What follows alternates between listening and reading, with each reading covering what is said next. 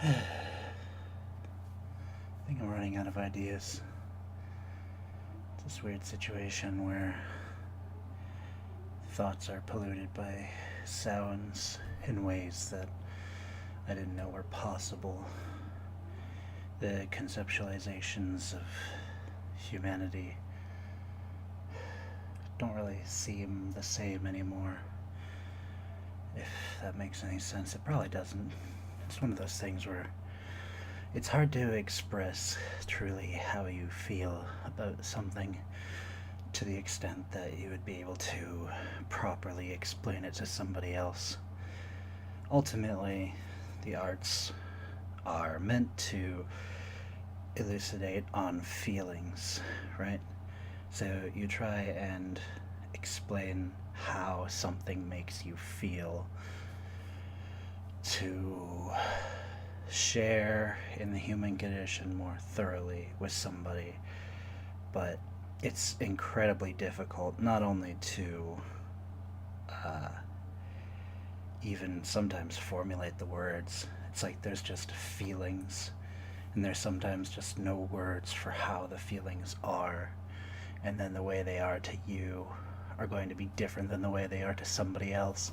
You'd have to literally probably get somebody to experience your entire life to fully understand how you are able to understand something, because you're a culmination of the events that have happened to you. As much as you think that you are just yourself, the self that you see yourself as even is defined by the events that you've gone through, where you'll find uh, to blame yourself for things that you could have never been held accountable for, because humans always seek control over something or another, and in the worst case scenario, what you would ultimately have control over is yourself. It's an old adage that has come up many different times, in that in life you are the only constant. And some people try and take this to the extreme. Some people try and say that if that is the truth, then they should seek to never change. And then the people that actually survive and flourish are the people who take it to the opposite. Not necessarily to the opposite extreme, but just different from that. Because ultimately, the survivor, the one who actually flourishes, is going to be one who is good at improvisation. The problems that face humanity are no stagnant thing. They're new, they change. There are old problems that re-arise. There are always going to be the same problems as long as humans are still human. But ultimately, as we live, breathe, and thrive, the bacteria, the chaos, the things that make life life, and the things that make life different, those will always be different. They will always be adapting in their own way. So, to properly combat them, we would have to be able and willing to do the same as they do, so that we can understand them better. I don't remember if I've gone over this before or not, but if you want to truly have an argument about something, you need to truly, fully acknowledge the opposing viewpoint so that you can um, understand it. If you have a good, solid understanding of the opposing viewpoint, then and only then can you actually make an adequate argument against what it stands for. You have to understand why people see things the way they see things. And ultimately, you're not going to be able to change everyone's minds. People are stubborn, among other things, like the people that I was saying about earlier, the people that would take it to the, oh, I need to never change. Those people live very unfulfilled lives in constant fear. That's not to say that their lives aren't worth something. Their lives are worth something to them, at least, to the people around them. Uh, And potentially, depending on how extreme they take things, they could be a role model or an example that is used in, let's say, a case study or something to that extent. Um, uh, People say that you should always do what you do best. I think that humanity is an act of finding out not only what you're good at, but what your weaknesses are. I think delving directly into your weaknesses is one of the primary cues and causes of people's growth. If you are able to fully immerse yourself in something that you used to think was going to kill you, or perhaps should kill you, and survive, and say, understand how you were able to survive, or why things weren't actually as bad as you thought they were. You can use that as a building block at which not only to expound upon your own strength, but to understand for other people's sake the differences between humans, the things that make them strong. The things that make people that we disagree with strong are, in essence, very similar to the things that make us strong. It's just that they may or may not have versions of the reality that we can't understand at our current juncture. But if you are able to, like I was saying earlier, live actually in a person's shoes for even sometimes just one day would be enough. Often that would not be nearly enough, but it would be more than most people have. The most that you usually get is uh, an observation from the outside, or if you're very lucky, a person who has either lived through the situation or can explain without having lived it, which are still useful, but not as much as they could be. Ultimately, I think that what would make humankind more able to fully understand one another is the theory that I've been working on, that there is a base level language that all can understand. And in failing that, I think that perhaps we might be able to advance technology to a point where we are all able to um, potentially, not necessarily upload our feelings and consciousnesses, but if we were able to, say, record feelings. As it is currently, we have sound, visuals, uh, and you can get a rough version of what somebody is feeling because they can explain it to you. But 10,000 years down the line, when we still have videotapes that will hold up because the servers have actually survived that long because we've made technology stronger than we should have, and the people that the things are based off of don't all that they've got is either like their notes or what they felt in the moment, and you can't fully articulate something necessarily because there are questions that you don't realize need to be asked in the current timeline, and then the people of the future would love to hear and understand, but they don't have the ability to just parse the information because, say, that in the future things may end up being different. There will be different core values, perhaps, a different understanding of the way that the world works, a different understanding of the human genome, a different understanding of the universe. As we stand, we are at the precipice. We are at the highest point that we can acknowledge as humankind. That doesn't mean that we are as high as we can ever go. In fact, it just means that we are finally starting to see what we are and realize that we can be so much more. And we are still, even the dumbest among us, are still smarter than some of the people that were the smartest a long time ago. But it doesn't matter how intelligent a person is if they don't end up using their intelligence. A person is a very complicated being. The events that form a person's life have a lot of detail to them. And it's not something so simple as saying one person experienced this, so all people will experience this way. You would have to be able to understand why specifically a specific action was able to form a specific response. These are, by and large, a thing that we can get, we can understand, but we don't have perfect examples of every single situation. And I don't think that that will ever be the case because humanity is not something that is perfect. The case by case basis is what allows us to thrive as well. The fact that humans will never be perfect is a point that we can argue against. It really also depends on what your definition of perfect is. The fact that we, which is basically a functional accident, have been able to thrive as much as we have would make some people willing to argue that we are as close to perfect as you can get, but I don't agree, and also there are too many shortcomings. I don't think that the definition of perfect should exist because, in and of itself, it is a misnomer, as nothing can be perfect. There is.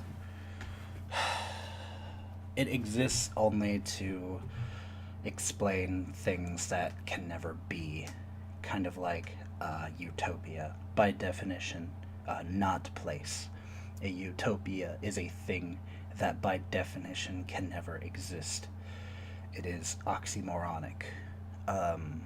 Things such as this exist primarily for us to see the ridiculousness of certain natures in people, and yet those people would find themselves fully and wholly drawn to something that will always be impossible as long as we are still human.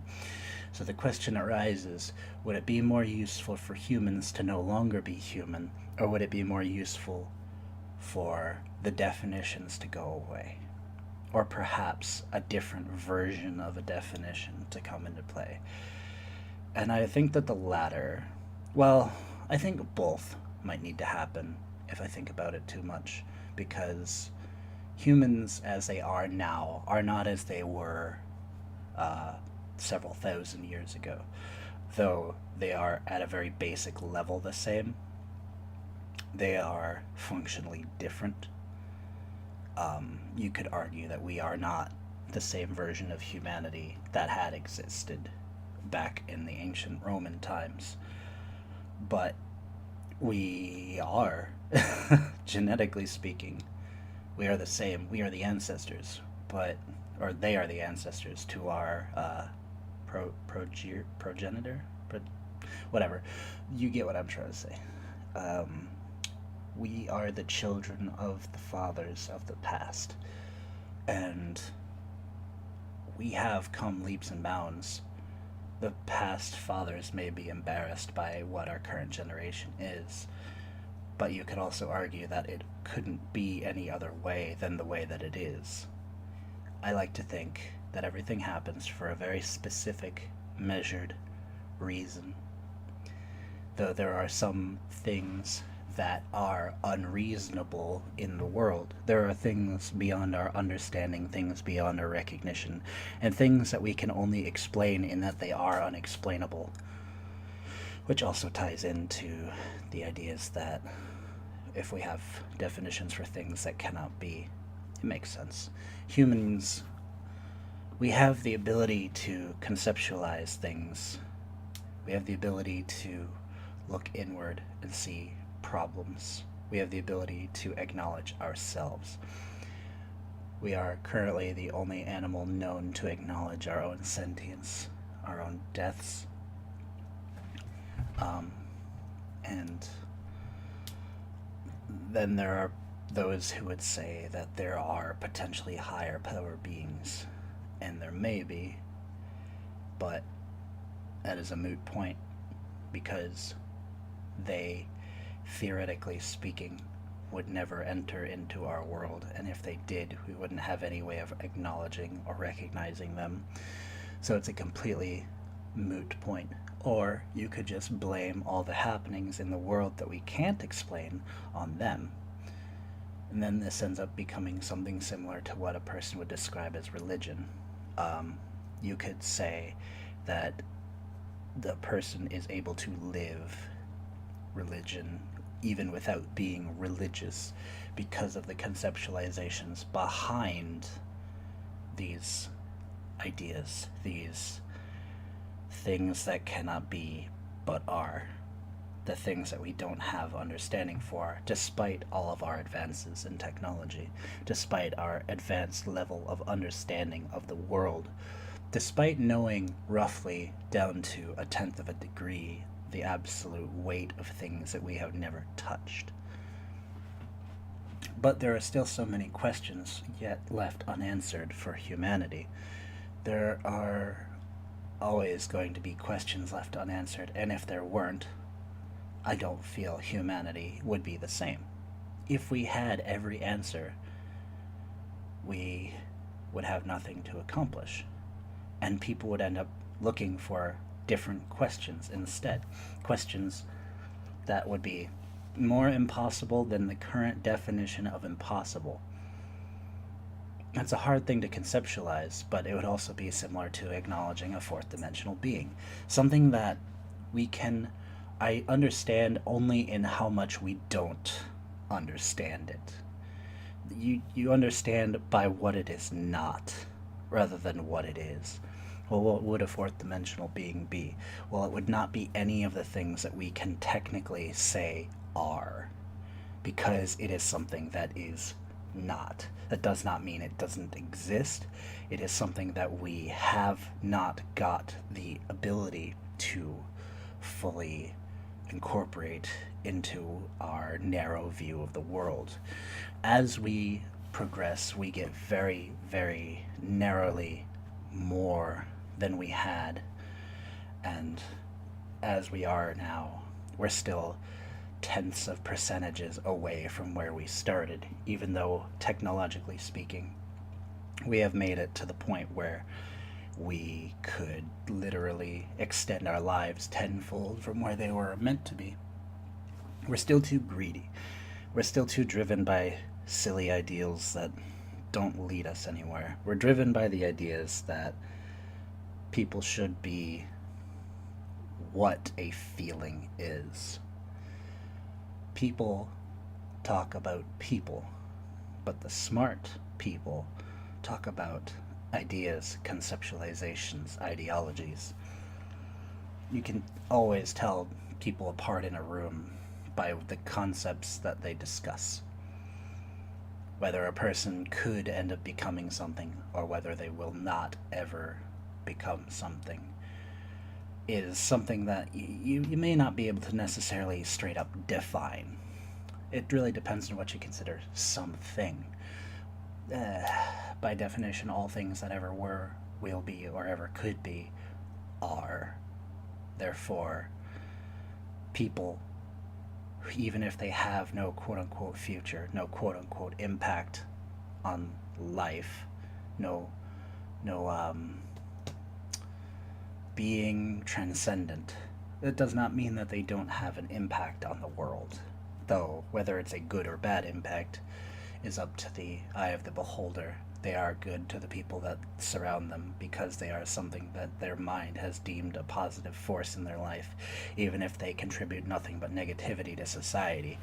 And the society around them deems them a negative, but also a necessary evil because they end up using the resources that could be used to produce more important things. But there's nothing saying that a person who is technically considered a waste of space could not be the father of somebody who ends up changing the world 10,000 years into the future.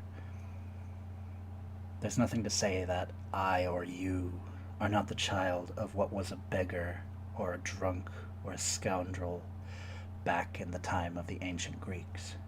It's not like we know necessarily how far back we could go because we didn't really have that good of understanding of things. Art was the first thing that we used to express ourselves. So the first people that were historians were artists. We had pottery, we had music, we had things that were able to be remembered despite there being very little use for the written word because the language was so abstracted.